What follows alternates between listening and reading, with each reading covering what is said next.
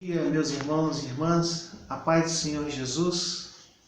Eu queria compartilhar com vocês um pouquinho da palavra de Deus nessa sexta-feira, Sexta-feira abençoada. Que o Senhor esteja abençoando de uma forma muito especial a tua família, a sua vida, o seu trabalho, a nossa igreja. Amém? Eu meditando na palavra de Deus, eu queria trazer um pouquinho, como se fosse um estudo, como se fosse uma reflexão da palavra do Senhor para a tua vida nessa manhã. A palavra de Deus, ela diz assim em 1 João capítulo 3, no versículo 4. Todo que pratica o pecado também transgride a lei, porque o pecado é a transgressão da lei. Eu estava meditando sobre o pecado. E o que é pecado, irmãos? De que lei o autor ele está falando aqui nesse texto de 1 João capítulo 3, verso 4? É lógico que aqui não é a lei judaica, né? Porque a igreja ela superou a lei judaica. Então a igreja cristã ela já tinha sido estabelecida nesse tempo. E nós podemos meditar nessa palavra, nesse versículo, e entender que pecado ela é a transgressão de todo limite estabelecido pelo Senhor. Deus estabeleceu alguns limites para nós.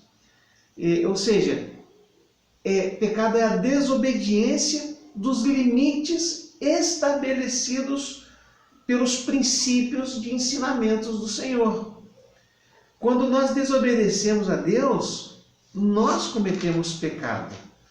Nós podemos perceber nessa meditação que a tentação ela tem a sua origem e essa origem ela vai gerar o pecado.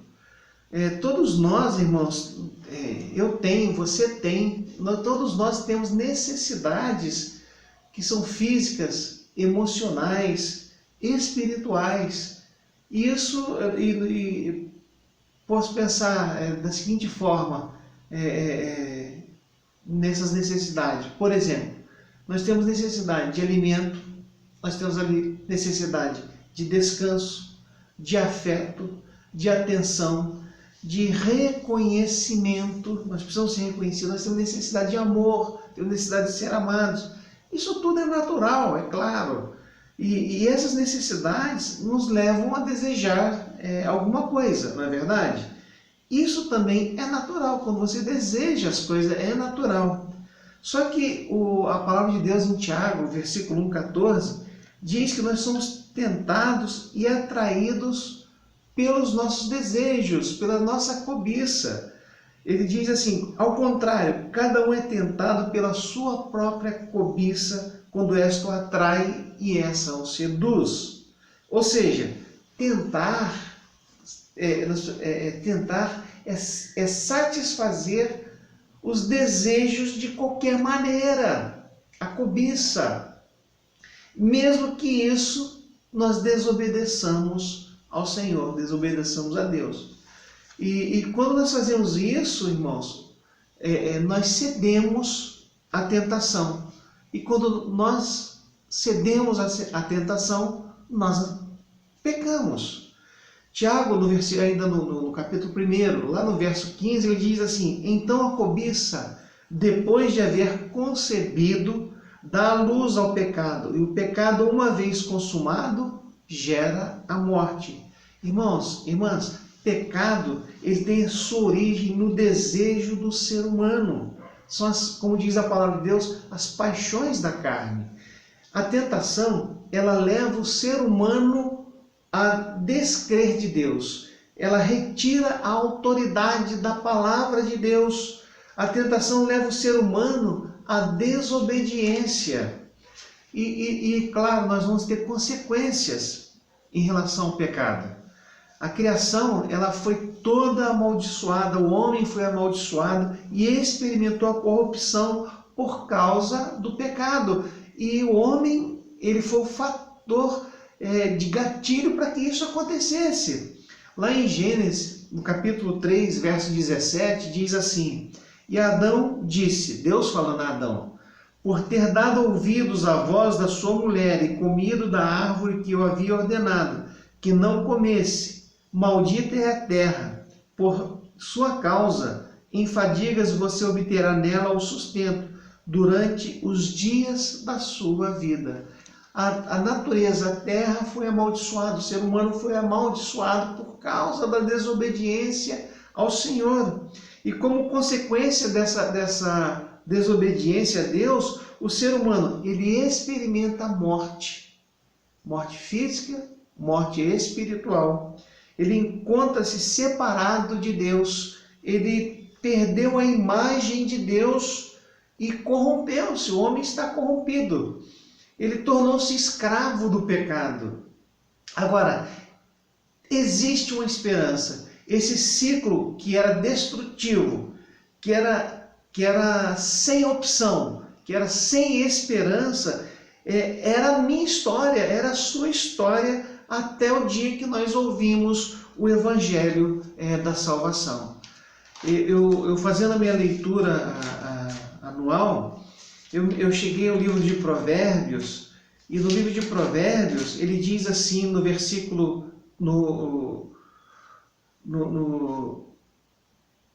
deixa eu achar o texto aqui, só um minutinho. A palavra de Deus nos diz assim, para que nós purificássemos o nosso coração. Ele diz, purifique o seu coração e você ficará limpo. A palavra de Deus diz assim em Provérbios, quem pode dizer, purifiquei o meu coração, estou limpo do meu pecado? Eu vejo que ninguém, irmãos, ninguém está isento do pecado. Eu não estou isento do pecado, você não está isento do pecado. Jó, lá no capítulo 14, verso 4, ele diz assim, quem poderá tirar coisa daquilo que é impuro? Ninguém, nós somos impuros. Romanos 3, 23 diz assim, todos pecaram e carecem da glória de Deus. Irmãos, mas aqueles cujos pecados foram perdoados, ele é limpo e puro, como eu disse. Quando eu aceitei Jesus como Senhor e como Salvador, quando eu ouvi a palavra pela primeira vez, eu entreguei a minha vida a Cristo, os meus pecados foram retirados, os seus pecados foram retirados. Daqui para frente nós temos que andar em santidade, em novidade de vida. O salmista no Salmo 24, verso 3 diz assim, quem subirá ao monte do Senhor? Quem há de permanecer no seu santo lugar? O que é limpo de mãos e puro de coração, que não entrega sua alma à falsidade, nem faz juramentos com a intenção de enganar.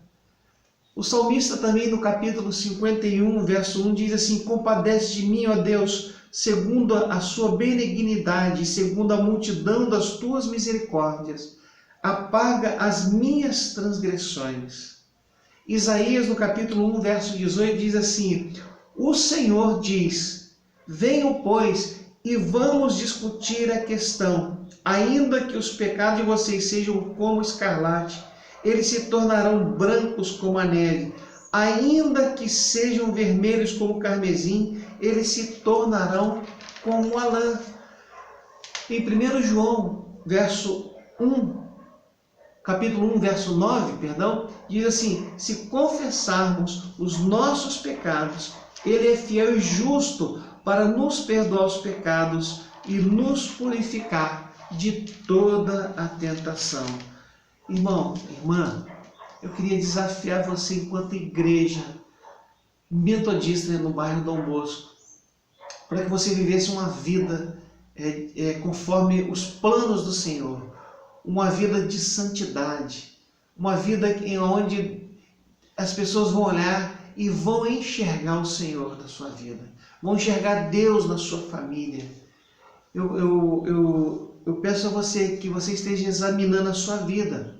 Olha a sua vida, pare um pouco, pense, você é crente, você é homem de Deus, você é mulher de Deus, mas examine se você tem desobedecido a Deus, examine se você tem pecado, examine alguma área da sua vida, e como diz a palavra de Deus, lá em Isaías, Vá até o Senhor, converse com o Senhor, fale com o Senhor, peça ao Senhor a direção, converse com Ele. Talvez você esteja com dificuldade em determinada área da sua vida, de vencer alguma desobediência, algum pecado.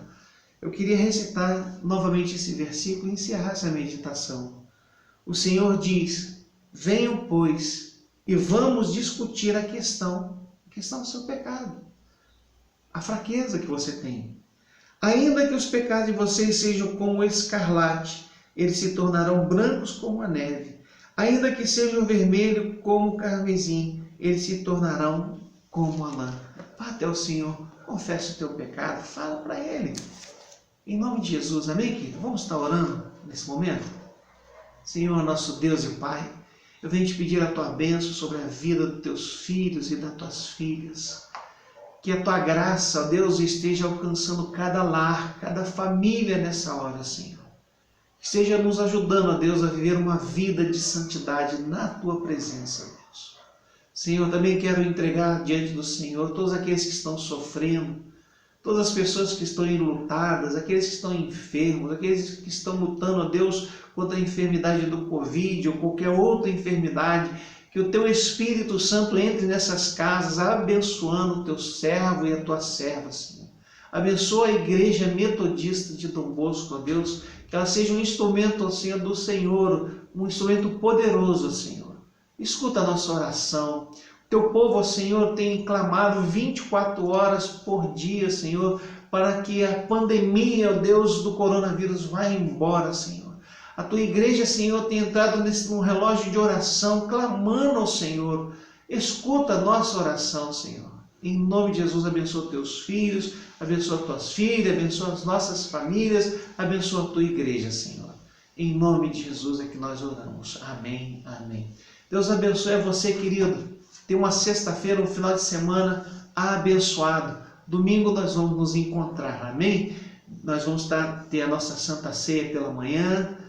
9h30, de 9 a 9h30 nós vamos ter uma devocional, 9h30 até 11 horas nós vamos estar entregando a ceia, servindo a ceia do Senhor de forma drive-in, ou seja, você pode vir no seu carro, você pode vir na sua bicicleta, você pode vir a pé, na porta da igreja você vai ser atendido. Não vai poder entrar no templo por enquanto, mas não perca essa oportunidade. Eu queria desafiar você no final dessa meditação agora, para que você não deixe de ir à igreja, não deixe de cear. Se organize, se programe. Amém, querido? Participe da ceia em nome de Jesus. Deus abençoe a todos.